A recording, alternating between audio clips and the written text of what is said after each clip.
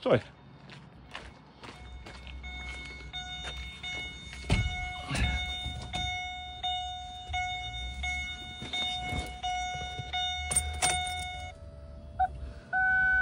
Гостуването. По своя страна Арсенал продължава да е един от фаворитите за титла.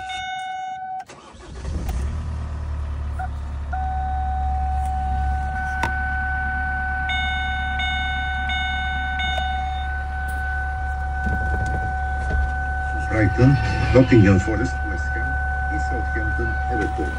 Като фаворита Шентал в Манчестър Сити, Фу.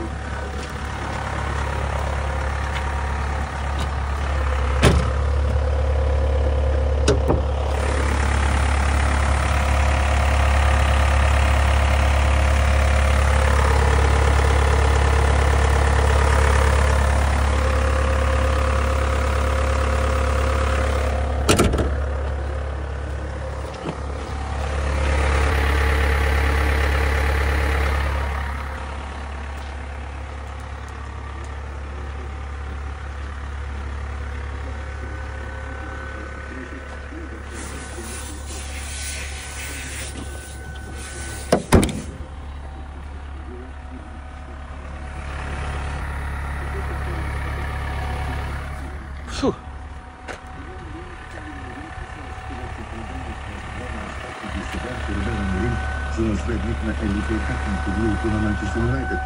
В петък назначава на португалеца Константино и той ще поеме отбора от 11 ноември.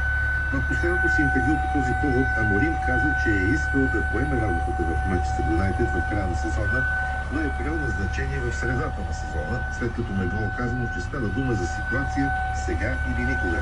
Или Манчестър Юнайтед ще се настъпите в контракта. Аморим на практика е разполагал само с 3 дни, за да вземе решение, което може по-голямо да промени живота му, както той самия се изрази.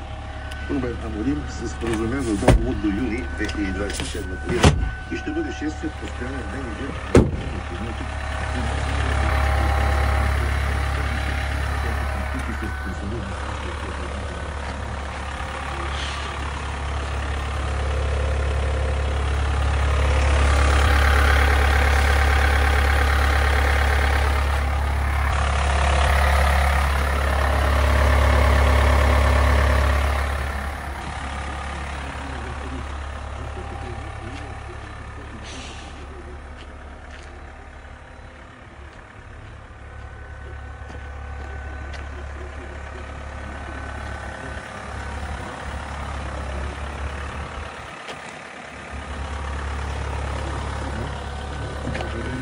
на срещу Манчестър Сити в Шампионска лига и са забравили от първенството.